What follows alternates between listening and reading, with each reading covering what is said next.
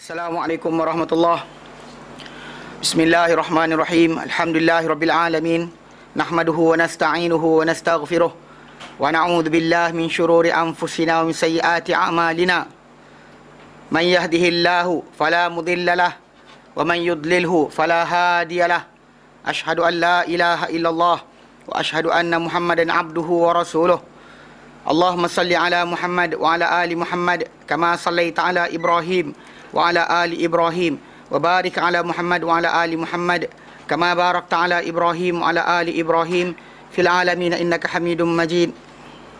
Qala rabbi shrah li sadri wa yassir li amri wahlul 'uqdatam min lisani yafqahu qawli, amma ba'd. Alhamdulillah, kita bersyukur kepada Allah kita dapat lagi bersama-sama untuk kita meneruskan kelas pengajian kita berkenaan tafsir maudhu'i, dan kita alhamdulillah masih lagi di dalam suratul Baqarah dan bahagian pendahuluan suratul Baqarah, dan kita dah sampai ke bahagian yang F, 6 A, B, C, D, E, F, 6. Okey. Mana yang terakhir kita ambil itu adalah berkenaan dengan paksi atau tajuk yang ada dalam suratul Baqarah.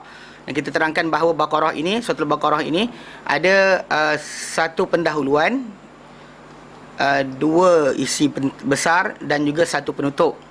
Okay. Dan juga dalam minggu yang lalu kita dah ambil berkenaan isi kedua dan juga penutup suratul Baqarah, apakah kandungan dia. Kita tak bincangkan secara detail, kita cuma bagi tahu gambaran besar apa yang dibincangkan secara keseluruhan dalam suratul Baqarah. Dan hari ini insya-Allah kita akan masuk pada bahagian tajuk yang ke-6 tentang pendahuluan suratul Baqarah, itu berkenaan dengan kemunasabahan dalam surah ini. Kemunasabahan makna dan sebenarnya kita kata kerana kita nak memahami surah ini, macam kita terangkan itu, bila kita bahaskan berkenaan dengan tajuk isi kandungan, kita mula Allah cerita berkenaan orang beriman, kemudian kitab ini sebagai petunjuk, kemudian orang beriman, kemudian orang kafir dan juga orang munafik. Kemudian tiba Allah Taala masuk pada kisah berkenaan dengan penciptaan segala benda dunia ini untuk manusia. Kemudian Allah Taala cerita berkenaan dengan cabaran kepada manusia berkenaan dengan Al-Quran ini adalah mukjizat. Kemudian Allah Taala masuk tajuk kisah Adam. Tiba-tiba pindah kisah Bani Israel. Kan, jadi kan kita terangkan itu, kalau ikutkan tiba-tiba pindah sini, kenapa pindah sini, dan daripada apa yang kita bincangkan dahulu, kita dah faham bahawa sebenarnya Allah Taala terang kepada kita bila kita baca tentang kisah Bani Israel itu dalam suratul Baqarah, ia sebenarnya untuk beritahu pada kita kenapa Bani Israel ini layak ditarik daripada mereka tentang khilafah atau penguasaan di muka bumi. Dulu Allah Taala bagi mereka ni nabi ramai, kenapa Allah Taala berhentikan benda berkenaan? Kerana sekali dah diberikan nikmat, kenapa manusia ditarik? Mesti ada sebab dia. Jadi Allah Taala tarik benda berkenaan, Allah Taala berikan alasan, dan juga alasan itu yang kita baca kisah lembu, kita baca berkenaan kisah mereka dengan Musa AS, kisah bagaimana Ibrahim AS punya kedudukan. Itu semuanya untuk menjelaskan kepada kita jangan jadi seperti itu.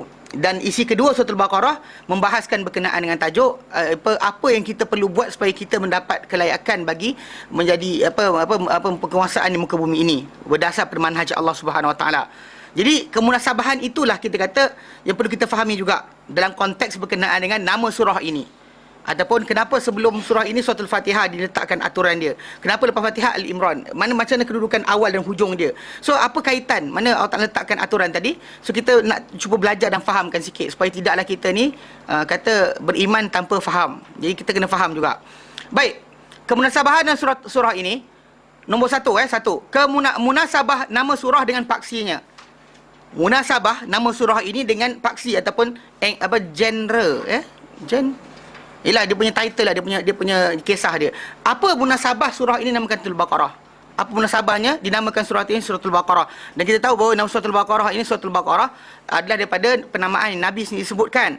Ketika mana disebut Nabi sebut berkenaan dengan kelebihan suratul Baqarah, Nabi panggil dia suratul Baqarah. Nabi sebut dia sebagai Al-Baqarah. Al-Baqarah Al-Imran, berkenaan dia menjadi syafaat, berkenaan dia menjadi nama kemuliaan bagi para sahabat pada zaman dahulu, berkenaan dengan orang yang hafal suratul Baqarah layak menjadi pemimpin dan sebagainya. Semua konteks itu menunjukkan nama Baqarah itu adalah tauqifi, bukannya ijtihadi.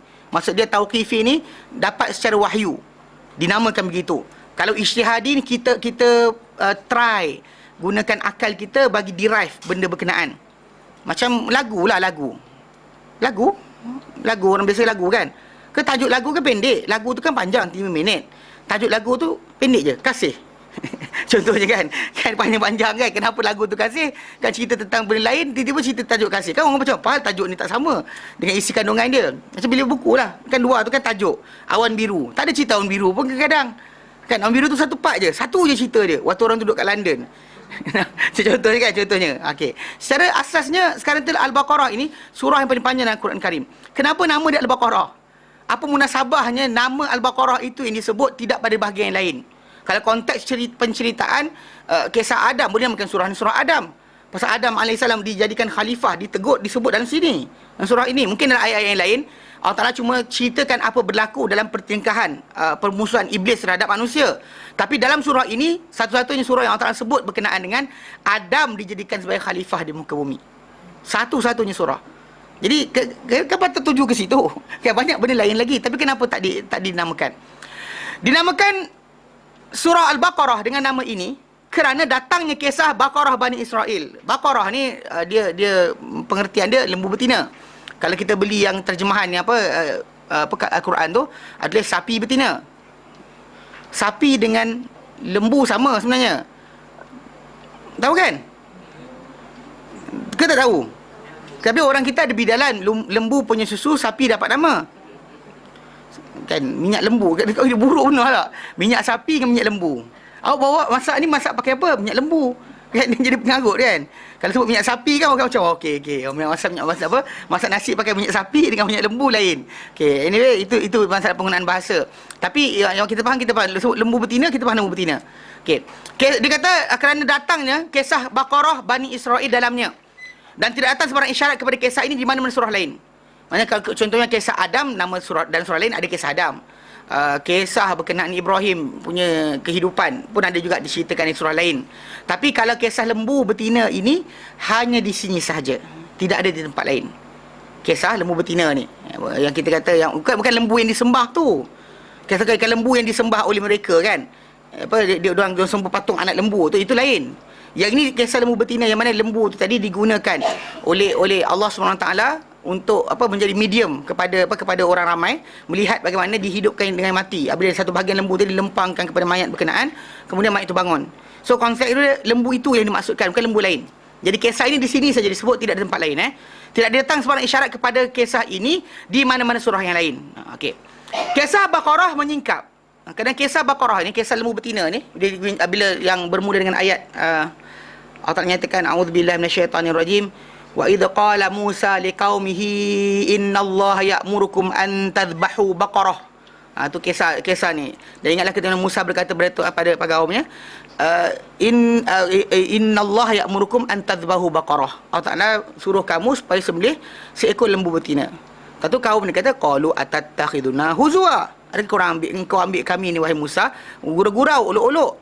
Musa berkata, qala a'udzu billahi an akuna minal jahilin. Musa kata, aku berlindung dengan Allah Ta'ala daripada aku menjadi di kalangan orang-orang yang jahil. Surah Al-Baqarah start daripada 100 ayat yang 67 sampai 74. Ya. Oh ya, free lagi. La ilaha illallah. Freeze. Tu dia. Kena tak perasan, minta maaf. Kita ingatkan Baik. 67.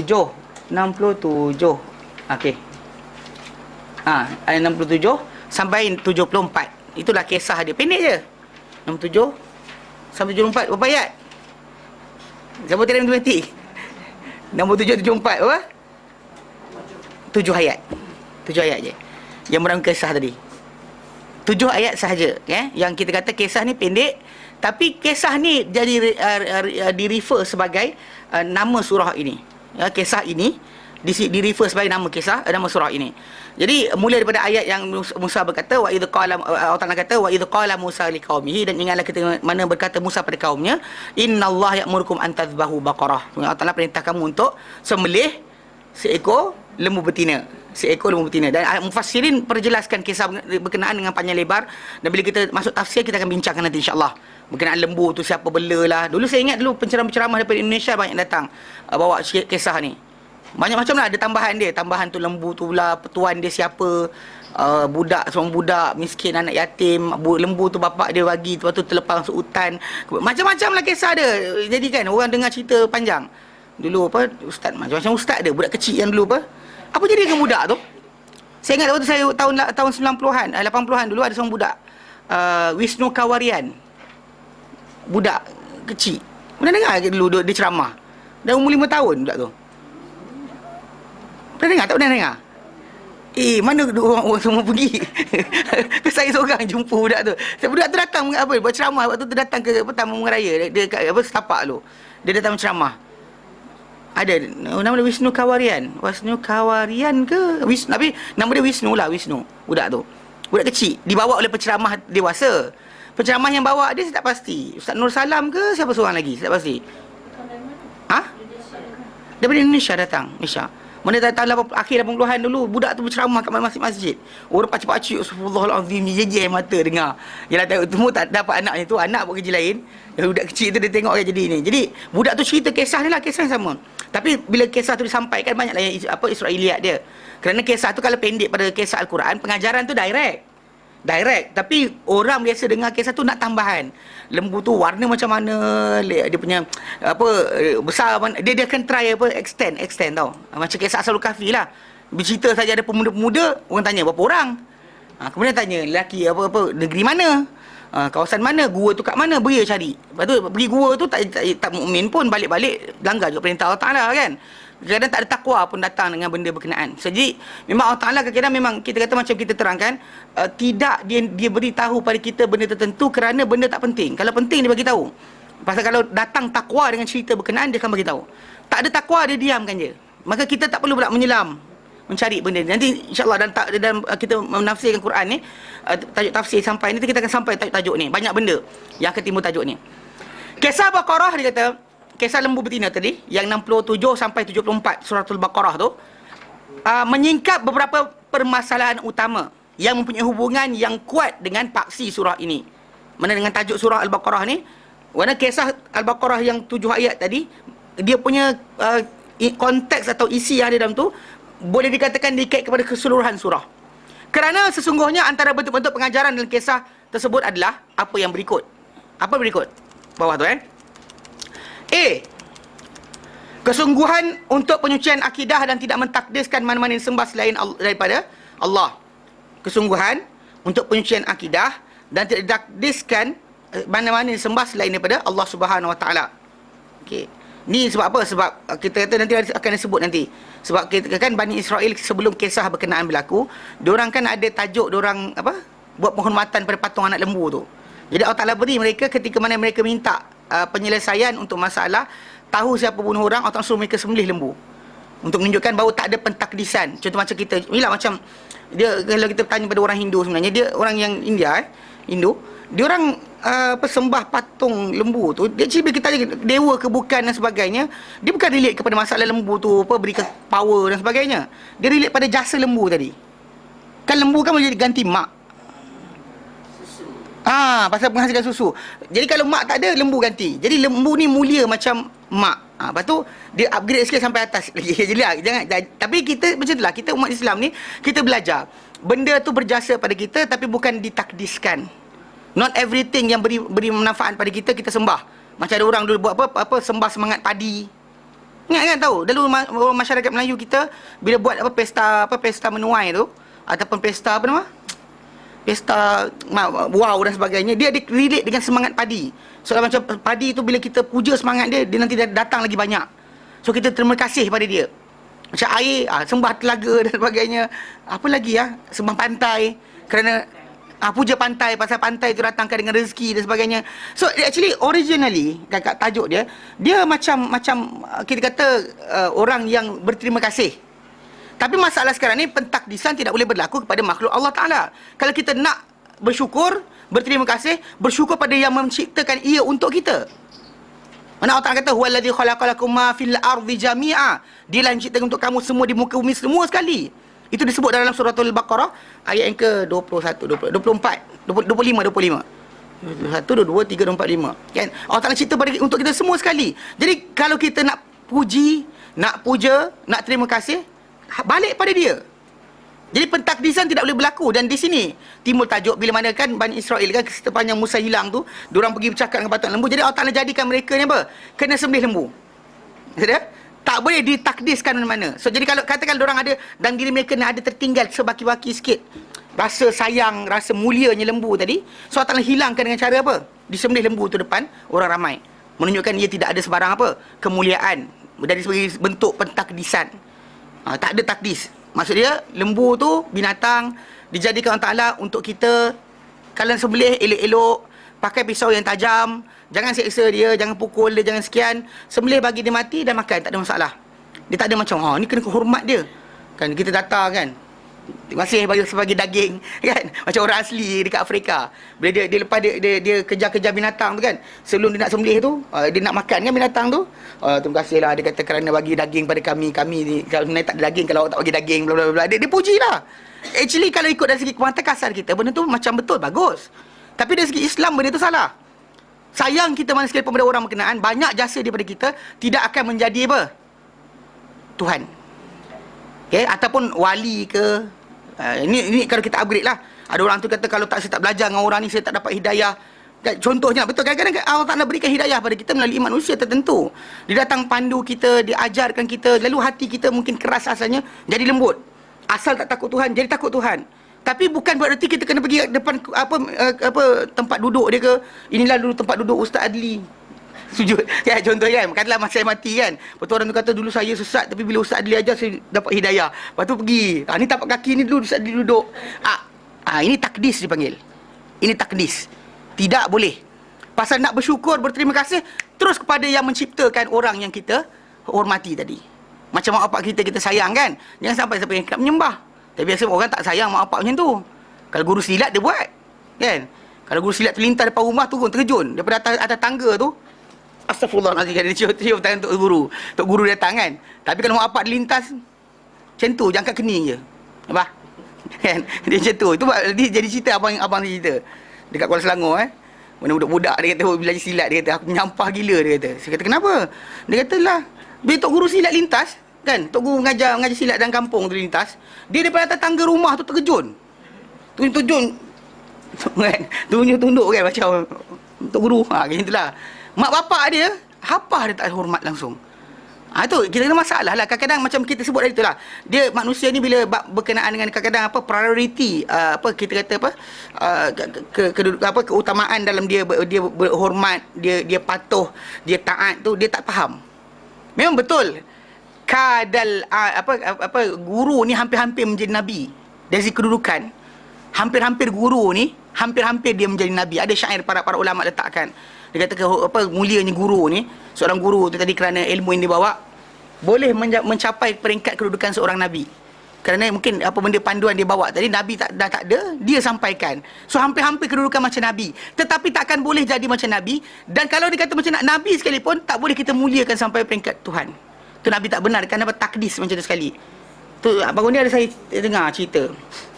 Ya, ada perasan tak sekarang ada orang buka satu sekolah Sofa, Yayasan Sofa punya sekolah dan sebagainya, yang pakai lambang capal nabi yang bentuk macam tu.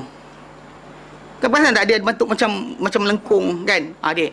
Okey, jadi salah seorang orang yang saya jumpa ni, budak daripada JAIS. Dia soal jawab lah bila budak tu jumpa saya. Saya ajar dia. Saya kata benda ni salah. Contoh macam pergi kubur wali, kita cium kan, ambil berkat dan sebagainya. Tak boleh, saya kata. Itu dikira pengabdian diri lah kadang-kadang. Tapi budak ni pergi tanya dengan ustaz ni. Bukan ustaz lah, dia penulis, writer. Dia banyak tulis buku. Buku tulis apa? Wali-wali di Yaman lah, wali-wali di Mesir lah, wali-wali di mana. Dia edarkan benda berkenaan. Orang seronok lah dengar. Ni belajar ustaz ni, kerja dia kaji wali. Kaji wali. Dia tak kerja lain lah, kaji wali. Dia pergi tempat sekian, cerita wali ni ada karamat dan sebagainya. So, jadi bila budak ni hujah dia, tahu dia jawab apa? Dia kata sentuh batu nisan tu, nisan para wali ni bukannya penyembahan. Dia macam penghormatan. Tahu penghormatan? Dia kata macam kita hormat Perdana Menteri. Kan Menteri datang kita bangun. Jadi kita pergi kat kubur wali tu kita cium. Dia kata, batu nisan tu cium. Sedangkan benda berkenaan dikira sebagai satu amalan golongan Nasrani. Actually the Jew and the Christian, itu amalan mereka, cara mereka beli kesan-kesan wali kan, Saint Peter, even Vatican tu sendiri sebenarnya dibina di atas kubur wali-wali. Sebenarnya Vatican tempat tu dibina tempat berkenaan di atas kubur wali-wali. Saint Peter lah, Saint apalah, Saint itulah, Saint ini. Saint Saint. Dia kena sengit sikit. Okey, Saint. The Saint. Kan? Saint Peter. Jadi, diorang perasan tak kadang-kadang dia lebih menikan kepada Saint tadi berbanding dengan Tuhan. Allah Ta'ala tak ada. Dia pegang gantung kat dada, pegang, dia kata Peter dah, itulah, ini nak sebut nama. So, benda berkenaan berlaku pada masyarakat kita juga. Dan sedang kita kata takdis tidak ada mendengar kepada apa? Kepada Allah Ta'ala saja. Ini penyucian akidah. Kenaan tajuk tadi memang Allah Ta'ala jadikan. Sebab Bani Israel dia ada macam, respect kepada lembu tadi ada. So Allah Ta'ala jadikan apa? Sembelih lembu tadi. Dekat situ ada cara Allah Ta'ala bersihkan akidah mereka. Tak boleh mereka kata apa? Ada takdis dah. Hilang. Terus sekali. B. Penjelasan penangguhan Bani Israel di dalam melaksanakan perintah ilahi. Jelas kat situ ditunjukkan dalam kisah tersebut. Perangai dia apa? Suka menangguhkan. Diperintahkan suruh buat, dia tanya. Suruh buat, dia tanya. Jadi dalam Islam sebenarnya bertanya tak salah. Tetapi kita kata bahkan kunci untuk kita belajar ilmu itu adalah satu khazanah. Kunci untuk mendapat khazanah berkenaan adalah bertanya. Dan manusia kadang-kadang tak gunakan kunci berkenaan kerana dua sebab. Satu sebab kerana sombong. Satu sebab kerana malu. Yalah, kadang-kadang tak ada benda kita macam dalam kepala kita, confused lah, tak faham lah. Tapi nak tanya, dua je sebab tak tanya. Pertama, kita malu lah, biasa malu. Masyarakat Malaysia ni malu lah. Orang kita ni suka malu. Ni malu nak bertanya, malu sekian, malu segan. Takut nanti orang kata, nonsense soalan kau. Kadang-kadang, tapi dalam kelas pun kadang saya perasan. Bila ada orang tanya soalan, janganlah gelak. Kan kalau soalan tu, walaupun nampak ridiculous soalan tadi, janganlah gelak. Itu antara contoh menyebabkan dia malu nak bertanya. Kalau ada perasan, kadang-kadang dalam kelas-kelas macam ni, bukan? Kelas-kelas agama kita pun, dah dewasa pun ada tajuk tadi. Bila kawan tu tanya, belik sikit kan? Lepas tu dia macam, dia macam tunjuk. Jangan buat macam tu, tak elok. Dari segi masalah, kita dalam tajuk ni sekarang, maksud kita sekarang ni duduk dalam ni, semua sekali sama. Kita semua belajar. Manakala ada orang tak faham, mungkin kita faham lebih, dia tak faham, dia lambat faham, dia bertanya, biarkan. Mana kita belas kasihan pada dia. Bukan kita gelak kan. Bila kita gelak 3-4 kali, besok lusa tak tanya dah lah. Okay, malulah. Okay. Kedua, tak tanya sebab sombong. Ataupun tengok macam, aku ada ustaz lain, ustaz aku rasa jawapan best lagi. Ustaz ni tak best. Kita kadang-kadang sombong. Kita sombong dengan kelebihan yang kita ada. Contoh sombong dengan ilmu kita, sombong dengan kedudukan kita, kita tak bertanya. Nanti orang kata, takkanlah orang kita, aku datang yang taklim 7 tahun dah. Soalan basic tak tahu. Aku kan sekat yang taklim, aku belajar kat Nidak, dekat Al-Khadim, dekat sekian, atau apa, Al-Kausar, semua sekali ikut. Tiba-tiba datang nak tanya soalan lagi. Malulah air, dia kata. Dia sombong pun dia juga. Jadi kerana dengan sebab itu, kita kata bertanya itu bagus. Tapi ketika Bani Israel bertanya, dia bukan bertanya untuk beramal. Dia bertanya untuk apa? Menangguhkan. Bila dia kata, bila Musa kata apa? Innallaha ya'murukum an tadhbahu baqarah. Allah Ta'ala perintahkan kamu untuk sembelih seekor lembu.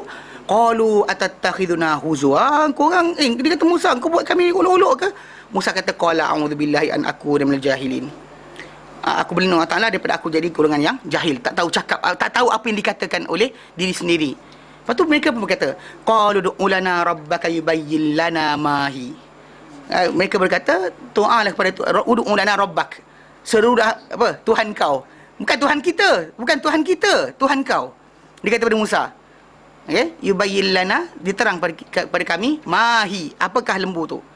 Lepas tu Musa kata, qala innahu yaqulu innaha. Sungguhnya dia berkata bahawa lembu itu adalah baqaratun, seekor lembu betina yang la faridun wala bik, tidak terlampau muda sangat, la farid tak tua sangat, wala bik tak terlampau muda sangat, awanum baina dzalik, pertengahan di antara itu. Faf'alu ma tu'marun, buatlah apa yang diperintahkan. Tak sebut kala apa pun. Diorang pun tak cukup dengan tu, dia tanya warna pula. Benda tu sebenarnya bukan masalah ni. Ni kadang-kadang ada masalah kita ada kes ni. Kes kadang suruh beramal solat malam. Saya perasan satu benda. Kadang-kadang orang tu suka tanya soalan kan, dia tak ada buat lagi. Kemudian dia tanya, Ustaz, witir tu 2-1 ke, 1-3 ke, 3 straight ke? Saya pandang. Saya nak tanya sebenarnya, kadang-kadang saya nak tanya, dah start buat ke belum? Saya nak tanya soalan tu dah, tapi takut tanya kan dia dimalukan. Jadi saya diam. Tapi dalam hati saya perasan kadang-kadang orang tu dia suka tanya-tanya, dia tak pernah buat pun. Itu bahaya sebenarnya. Pasal kita dan Islam ni, kita berilmu untuk beramal. Bukan berilmu untuk macam kita punya idea, so that bila orang bercerita tajuk tadi, oh I know. Bukan. It's not for that. Pasal matlamat ilmu kita untuk beramal. Pasal matlamat amal kita untuk takwa. Kalau dia kata kita setakat tahu saja tak beramal, tak guna. Kan apa dikata apa, ilmu tanpa amal ni seperti awan tanpa hujan, pokok tanpa buah. Nampak pokok tu rindang tapi tak ada buah. Kan kalau dia kata pokok yang kita kata pokok yang untuk hiasan sungguh, tak ada buah, tak ada masalah. Atau pokok bunga raya tak ada bunga, macam mana? Pokok apa tu? Pokok bunga raya. Mana bunga dia tak tahu. Kan pokok bunga tak ada bunga. Masalah pening kepala dah orang. Kata pokok apa ni? Hijau je. Ya, kalau pokok buah kan ada buah lah, pokok bunga kan ada bunga. Jadi konsep dia, maksud dia kadang-kadang ada orang suka ditanya tapi bukan kerana beramal. Itu tak boleh. So macam Bani Israel apa dia kata yang dan benda ni yang para sahabat dahulu, diorang tidak bertanya banyak dengan Nabi SAW sebab itu. Biasa kalau kita dengar kisah, ada orang datang daripada datang jumpa Nabi, dia kata ya Muhammad bila kiamat, ya Muhammad bila sekian. Golongan yang bertanya ni semua badui. Semuanya badui. Orang datang badui, datang Nabi tengah khutbah. Ya Muhammad, mata sa'ah. Nabi pandang muka dia, diam tapi tak layan. Lepas khutbah Nabi panggil, mana tadi bertanya tadi? Nabi layan juga, Nabi entertain. Tapi kadang-kadang lewat, kadang-kadang on the spot. Ada tengah-tengah tu. Jadi golongan badui ni memang perangai dia sikit tak reti nak beradab. Para sahabat Nabi SAW, diorang beradab. Sebab apa? Sebab beradab mereka ni, diorang dah tahu Nabi tak benarkan bertanya. So diorang kadang-kadang tu diorang seronok kalau ada orang bertanya. Nak dengar apa orang tu tanya soalan. Pelik-pelik, tanya syurga ke, tanya sekian ke. Diorang tak nak. Sebab kenapa bila kita lihat macam kisah bila Nabi SAW semayang 4 jadi 2. Kan? 4 sepatutnya 4. Tapi Nabi semayang 2 je. Lepas tu bagi salam. Dalam soft yang ada tu, Abu Bakar ada, Omar ada, Uthman ada, Ali ada. Semua para sahabat yang besar-besar ni ada. Tapi seorang pun tak bercakap. Semua diam. Sampai kasi orang lelaki angkat tangan. Dia kata, ya Rasulullah, aku siratis salat amnasid. Adakah semayang dipendekkan atau kau lupa? And the guy is actually unknown. Dhul Yadain tu ada kata nama dia, ada kata gelaran dia. Dhul Yadain, yang punya 2 tangan. Is it saying that tangan dia panjang ke? Is it saying that dia punya gelaran dia, tangan dia kuat ke? Wallahualam. Adakah nama dia Dhul Yadain? Pasal zaman apa, Rasulullah SAW dahulu, benda ni macam kita kata lebih pada gelaran. So, jarang orang bernama dengan Dhul sekian. Pasal kalau daripada Yaman ada. Zaman ramai. Nama Dhul Syanatir, Dhul Nawas, dia orang suka nama Dhul macam tu. Tapi kalau dia kata kalau dari tanah orang Madinah, Mekah, Hijaz, jarang nama macam tu. So this guy boleh bila Nabi kan, semua tak boleh cakap. Tapi seorang tu bercakap. Dia angkat tangan, dia kata, ya Rasulullah, aku siratis salah semayang dipendekkan, am nasib atau kau lupa. Dia bertanya, para sahabat, Nabi kata pada sahabat lain, sahih, aku tak semayang, aku tak lupa. Semayang tak dipendekkan. Lepas tu Nabi kata, sahihun maqala Dhul Yadain. Adakah betul apa yang dikata oleh Dhul Yadain ni? Lepas tu para sahabat lain pun mengiyakan, mengangguk. Nabi pun terus, Allahu Akbar. Menunjukkan bahawa yang lain-lain tak berani cakap. Senyap. Mana para sahabat yang rapat dengan Nabi, tak berani cakap. Pasal mereka memang perangai macam tu. Kerana apa? Kerana apa? Ditegur oleh Allah Ta'ala, tak dibenarkan mereka bertanya-bertanya. Pasal letih sebenarnya melayan. Macam, yelah, orang datang yayasan tanya soalan, tak ada masalah. Tapi janganlah, tiap kali bulan, contoh. Okay. Tiap kali Ramadan, tajuk mesti tak berkenaan dengan ganti puasa, mesti berulang sekali lagi. Tak tahu kenapa kena terang balik sekali lagi. Kan, rasanya jemaah yang datang serupa muka yang sama. Tapi soalan tu akan, dia apa, ulang sekali lagi. Bab bayar fidyah. Kemudian, bila musim Ramadan, adalah dia tajuk dia, kan. Bila Ramadan dia mula start cerita buat tarawih. Kan, nak kena terang sekali lagi. Bukan kerana apa, kerana kadang-kadang tu dia macam tak puas hati dengan jawapan ustaz hari tu. Dia tanya ustaz satu lagi tu untuk dapatkan fatwa second fatwa.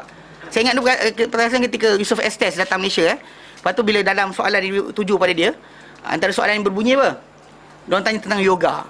Actually ketika tu kan Malaysia kan kecoh yoga kan. Orang Melayu kita kan bila dah tu dia pergi yoga. dia jadi macam trend sebenarnya. Benda tu trend. Asalnya sebelum tu tak pergi ikut benda macam tu. Bila tengok televisyen, semua artis-artis tu apa dalam televisyen sitcom series tu kata pergi yoga lah, apa pilates lah, benda macam-macam benda lah. Saya tak tahu benda tu, kan. Kalau kita masyarakat kita tak ada benda macam tu. Kan aerobik tu lama dah kan. Apa? Aerobik. Kan, jadi benda tu lama dah. Jadi secara asasnya dia jadi macam trend sebenarnya. Bila benda tu keluar fatwa, so soalan keluar lagi pada dia, tanya soalan. Tahu dia jawab apa? Dia kata, mufti korang cakap apa? Apa mufti korang cakap, dia kata. Itu dia senyap lah. Tapi dia kata, korang kena faham macam ni. Dia kata, kamu semua. Dia cakap bahasa Inggeris lah, saya terjemah bahasa Melayu. Dia kata, kena faham, dia kata. Fatwa ini, jangan selalu buat perangai window shopping fatwa. Kan dia tanya, berapa? Berapa? Dia contoh macam kita. Oh, RM5. Okey. Yang tu RM10 tak mau. Dia ikut apa dia selera dia. Macam kadang buat tanya saham. Tanya buat saham kan. Dah keluar fatwa dah. Lepas tu dia jumpa ustaz ni. Lepas tu nanti dia akan pakai. Ustaz Adli kata. Ada sesuatu yang salah. Paling salah kita kata. Kerana dalam masalah kita beramal ni, kita sepatutnya bila dah faham, tahu benda tu tak elok dan sebagainya, sami'na wa ata'na, tinggal. Belajar. Mana kepatuhan total kepada arahan Allah Ta'ala. Datang ayat Quran, datang hadis Nabi terangkan, ikut je. Jangan cakap banyak. Tapi bila kita macam mungkin kena belajar lagi kot. I tak nak buat lagi, kena belajar lagi. Tu ada jumpa orang ni tanya fatwa. Jangan buat macam tu. Tak elok, tak dibenarkan. Kerana itu yang kita kata ada sifat Bani Israel tadi. Yang mereka ni, Musa dah cakap faf'alu ma tu'marun, buatlah apa yang diperintahkan. Mereka pun tanya pula tentang color. What is the color? Kan qalu ud'u lana rabbaka yubayyin lana ma launuha. Mereka kata pada Musa, ud'u lana rabbak, doa untuk kami, Tuhan kau, yubayyin lana, supaya dia terang pada kami, ma launuha, apa warna lembu tu. Itu pasal itu perangai mereka, bukannya nak beramal terus. Dah terang warna lepas tu tak puas hati lagi. Maksud dia memang kita kata bukan nak sangat buat. Okey. Jelas Itu yang B. C, dibangkang para anbiya, diperolokkan dan tidak dipatuhi. Mana para anbiya dibangkang? Mana kalau ikutkan logiknya tak datang benda berkenaan. Bila kita lafazkan contoh macam Muhammad Rasulullah, atau bagi mereka tu Musa Rasulullah atau Isa Rasulullah, berdatang para anbiya tadi punya arahan untuk kaum dia masing-masing. Dan kita Muhammad SAW adalah Rasul utusan kita. Bani Israel tadi, kisah lembu tadi, diperlihat kepada kita berkenaan dengan perangai Bani Israel tadi. Apa? Dibangkang para anbiya ni. Dengan suka hati dia je. Sedangkan Musa yang suruh mereka sembelih lembu tadi adalah Musa yang sama selamatkan mereka daripada Firaun. Adalah Musa yang sama yang datangkan untuk mereka doa supaya turun di makanan dari langit.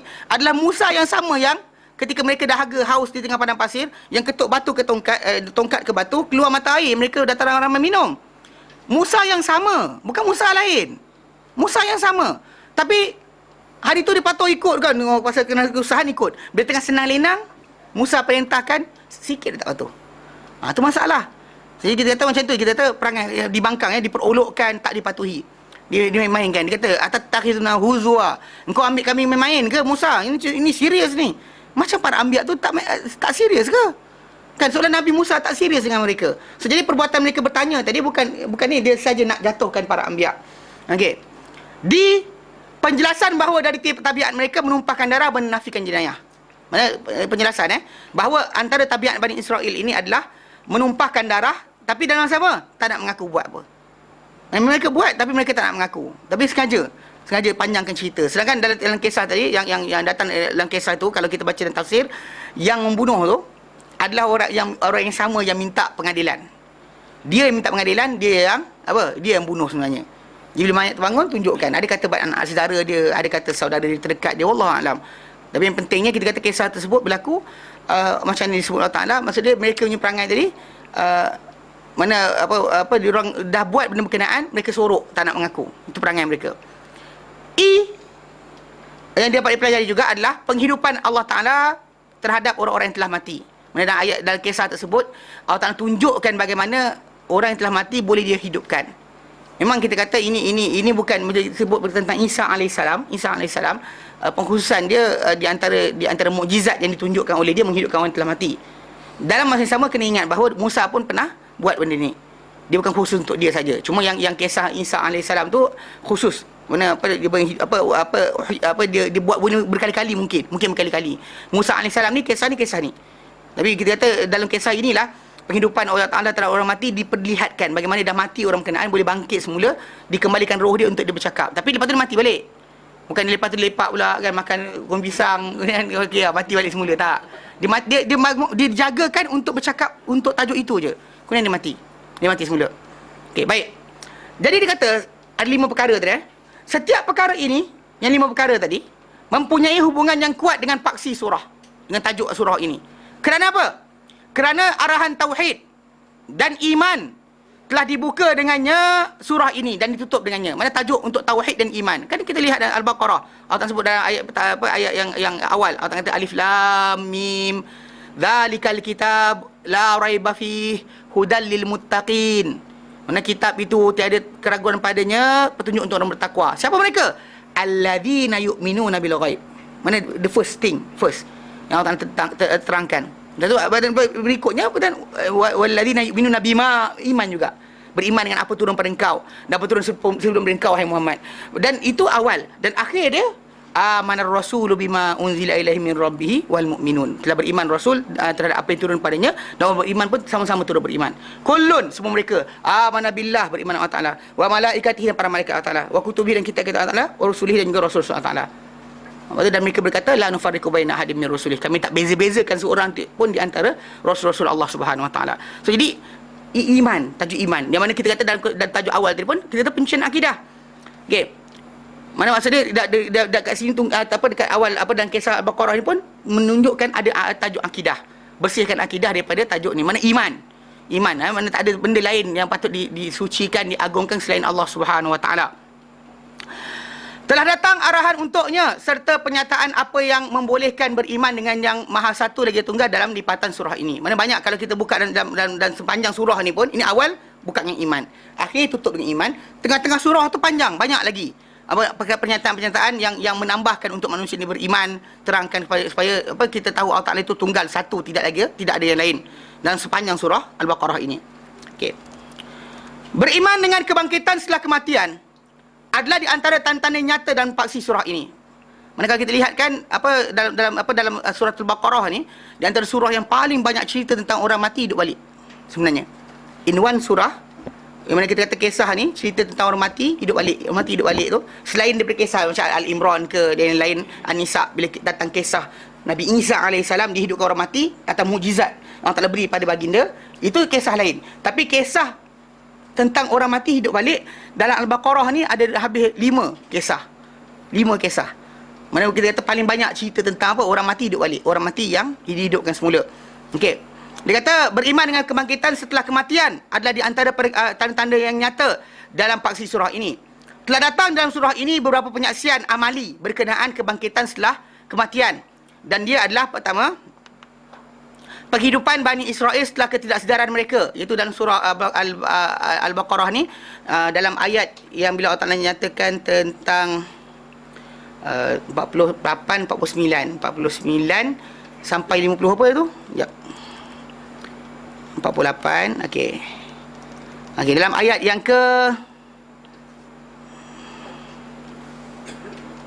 dalam ayat yang ke-55. 55. Pasal kebangkitan semula pada 56. Dalam ayat ke-56 Allah Ta'ala nyatakan, "Tsumma ba'atsnakum min ba'di mautikum la'allakum tashkurun." Kemudian kami bangkitkan kamu semula. Kamu mati dah, bangkitkan kamu semula setelah kematian kamu. Ini actually dalam ayat tersebut kembali dengan tajuk bila mana mereka berkata pada Musa, wa idh qultum, dan ingat bagaimana kamu berkata, ya Musa, wahai Musa, lan nu'mina laka, kami tak sekali-kali beriman engkau, hatta narallaha jahra, sehingga kami nampak Allah Ta'ala ni seketul depan kami. Hatta narallaha jahra, ni ayat ni 55 ni. Mana dalam tajuk ni kisah dia macam ni. Orang yang Musa bawa ni, yang bercakap ni, dia bukan orang jahil. Dia adalah 70 orang yang terpilih di kalangan Bani Israel, anak-anak Yaqub ni, yang mana Musa pilih di kalangan keluarga ni, daripada bangsa dia ni 70 orang. 70 orang ni adalah 70 orang yang paling pandai, paling bijak untuk datang menerima janji Allah Subhanahu Wa Taala, perjanjian, supaya diorang ni menjadi penjaga untuk Bani Israel ni punya perjanjian dengan Allah Taala. Macam wakil rakyat lah. Macam wakil rakyat kan? Ada orang datang untuk jadi wakil kepada seluruh Bani Israel yang ada. Perjanjian diambil ke atas mereka ni adalah janji. InsyaAllah kita akan bincangkan nanti dalam ayat yang datang. Allah kata, wa idza akhadna mitsaqakum, dengan kami ambil perjanjian ke atas kamu, la tasfikuna dima'akum, yang kamu tumpahkan darah.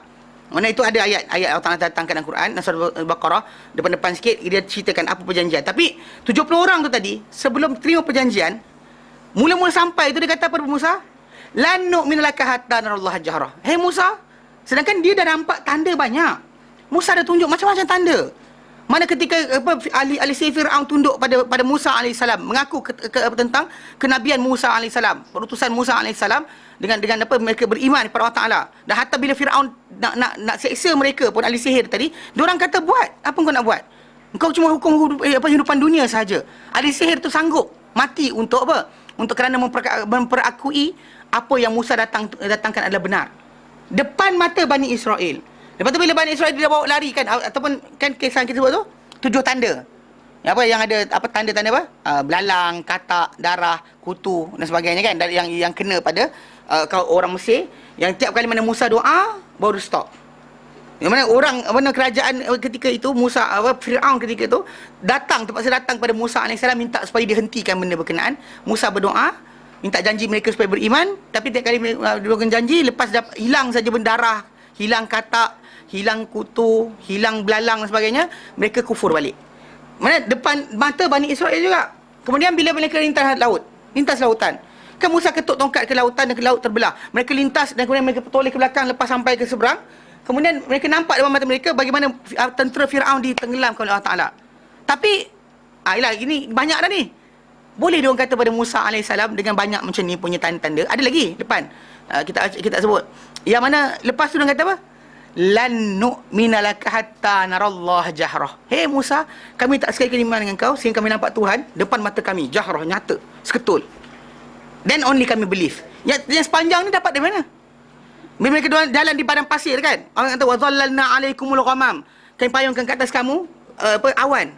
Diorang jalan kat padang pasir tu, kita lepas daripada lintas laut, kan mereka jalan nak sampai ke the promised land kan, tanah yang dijanjikan, tempat asal di mana Ibrahim alaihissalam dahulu atau keluarga mereka Yaqub sebelum dia pindah ke Mesir, tempat di sana di Palestin. Nak patah balik ke sana, on the way tu berjalan padang pasir tu, awan tutup mereka. Kalau kita dah dapat tutup awan kan, keluar awan tutup kita, rasa belagak tak? Kan? Mesti rasa kita Tuhan sayang sungguh tak? Bayangkan macam tu, apa lagi tanda nak? Lepas tu lapar-lapar, nak makanan, turun makanan dari langit. Nak mana kemudian nak minum air, mata air keluar daripada batu yang diketuk oleh Musa alaihissalam. Apa lagi tinggal? Bila Musa bawa mereka 70 orang tadi, diorang kata apa? Lan nu'minaka hatta narallah jahrah. Nampak tak benda ni? Tapi mereka bila cakap macam tu, Allah Ta'ala suruh mereka lihat kepada peti. Allah Ta'ala lihat mereka peti, hakikat peti itu, lalu mereka mati semua sekali. Bila mati, hidupkan semula. Itu ayat yang ke 56 tu. Okey, itu contoh satu, yang pertama. Okey. Dia kata dalam konteks ni, mana tajuk orang mati hidup balik, satu. Okey. Kemudian dia kata apa? Penghidupan orang yang keluar dari rumah mereka dalam keadaan bimbang kematian. Itu dalam surah ni, dalam ayat yang ke 243. Surah Baqarah dekat 243.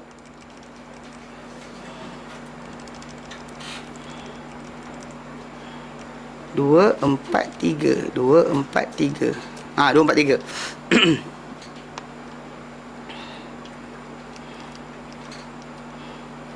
Ada ayat berkenaan, Allah Ta'ala nyatakan, alam tara ilal ladina kharaju min diyarihim wa hum ulufun hadaral maut. Adakah kau tak lihat Muhammad kepada golongan yang keluar daripada rumah mereka dalam keadaan mereka ni beribu-ribu, bilangan mereka ramai, tapi mereka ni hadaral maut, takutkan kematian. Faqala lahumullahu mutu. Kemudian Allah Ta'ala pun kata pada mereka, mutu, matilah kamu semua. Thumma ahyahum, Allah Ta'ala hidupkan mereka semula.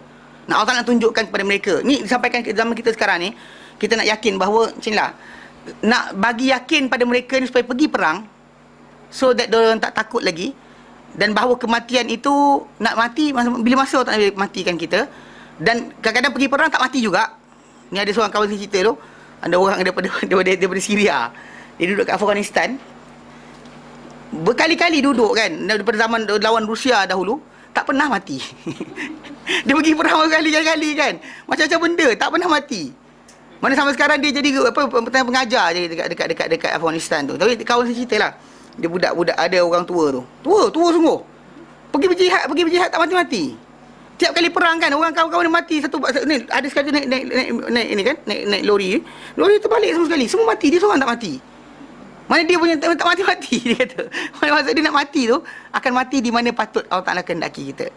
So meaning that, tapi kita faham secara konsep kan, ada kumpulan daripada orang-orang ni, daripada Bani Israel ni, Allah Ta'ala beri mereka ni physically, faham tak? Matikan, hidup balik, supaya diorang faham bahawa nak mati kat mana pun boleh mati. Menunjukkan bahawa apa? Allah Ta'ala nak ajar mereka macam tu. Bayangkan physically, kalau kita dapat rasa kan, mati hidup balik, kita yakin tak soalan? Pasti kita yakin kan, kita macam, nak mati kat mana-mana pun patut mati kan. Jadi nak diajarkan itu, Allah Ta'ala berikan mereka bukan setakat pemberitahuan, untuk menunjukkan kuasa Allah Ta'ala menghidupkan yang mati. Allah Ta'ala bagi mereka merasai sendiri perkara berkenaan. Ya, jadi kita kata ini contoh yang Allah Ta'ala berikan. Mana orang tu keluar rumah mereka matikan kemudian hidup semula. Al-Baqarah 243. Okay. Kemudian 2, 3, 4. Okay. Mana penghidupan orang yang keluar dari rumah mereka dalam keadaan bimbang kematian, Allah Ta'ala matikan mereka. Allah Ta'ala kata kepada mereka, matilah. Itu kisah dia. Matilah, kemudian Allah Ta'ala hidupkan balik. Kemudian kisah orang yang melintas sebuah kampung yang telah runtuh segala bangunannya, lalu Allah Ta'ala telah mematikannya 100 tahun, kemudian Allah Ta'ala bangkitkan dia semula. Itu kisah Uzair. Kisah Uzair dalam ayat yang kejap. Mana dia?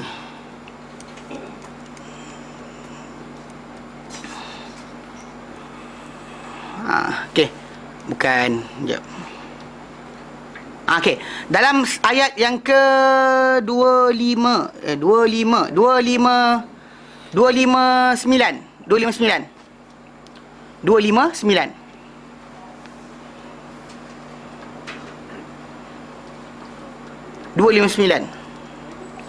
dia sebenarnya datang ayat ni selepas mana datang kisah bagaimana Ibrahim alaihissalam dia hujah raja pada zaman dia hidup. Ini yang kita kata dalam keadaan ini kena faham bahawa kita semua ni sebenarnya adalah memegang jawatan sebagai khalifah. Dia khalifah ni bukan hanya jawatan yang khas untuk seorang pemerintah.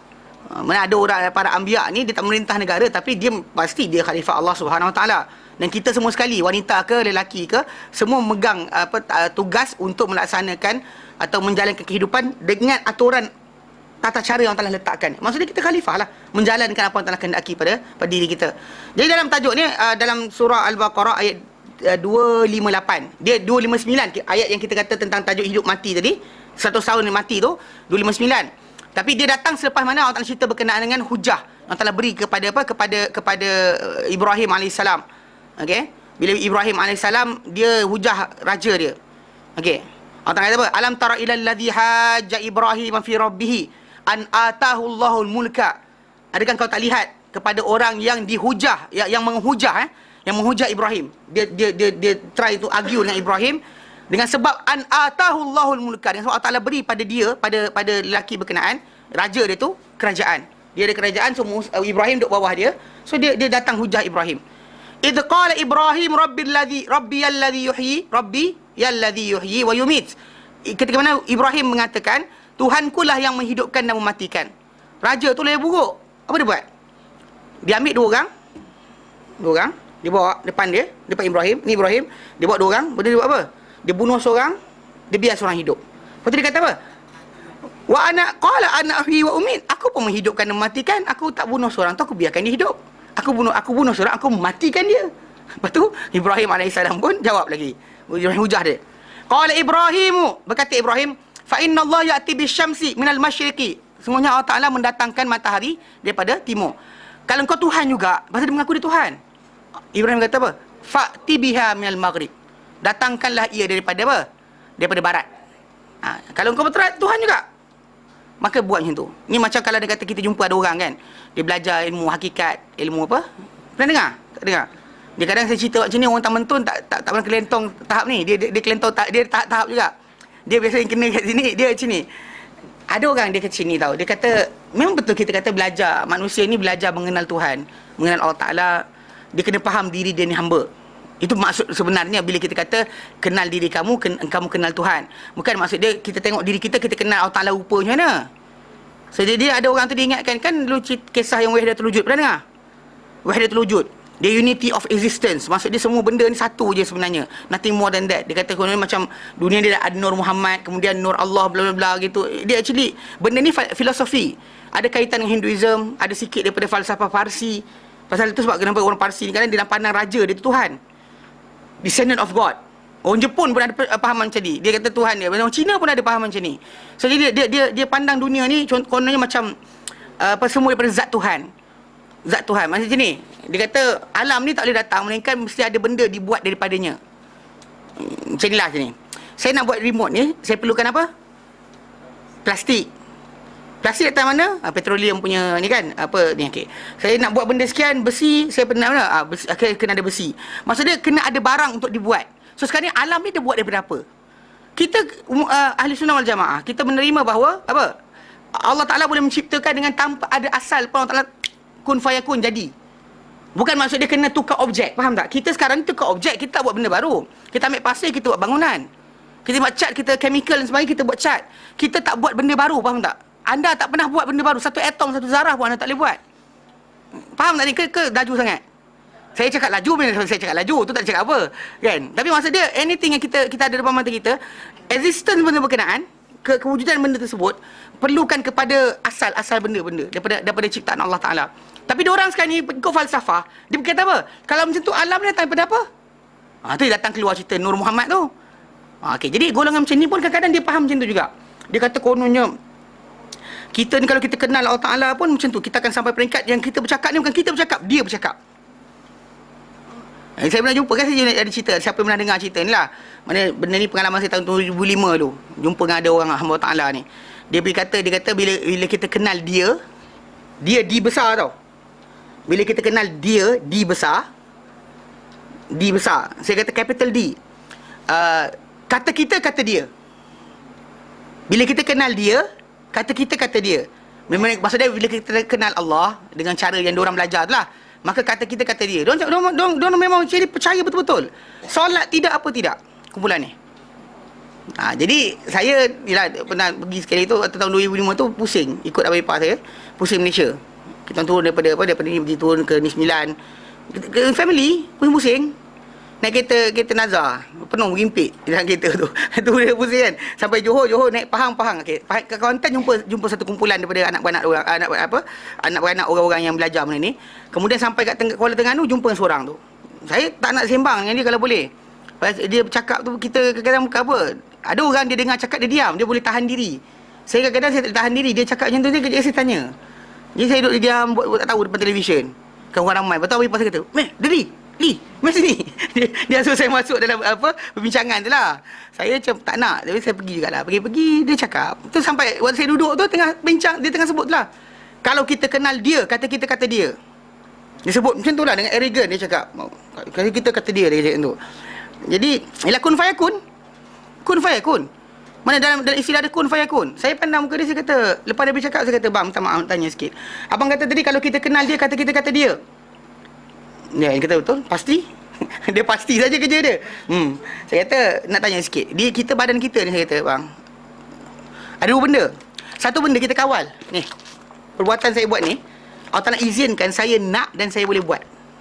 Benda ni Allah Ta'ala tarik nanti. Bila kita mati je, masuk dalam kubur, start masuk kubur, sampai mahsyar, until masuk syurga. Kalau masuk neraka, benda ni masih berjalan lagi. Kalau tidak masa ahli neraka tu datang nak gunting lidah, nak ke buat kerja sendiri? Kalau ikut logik, takkan nak. Tapi Allah Ta'ala kata dia kena buat, dia akan buat. Even though sakit, dia akan buat. Even though air ni tembaga, dia akan gogok. Kalau buah tu berduri, dia akan makan, dia kunyah juga. Dia akan masukkan benda berkenaan. Itu pasal dia tak ada dah apa tau.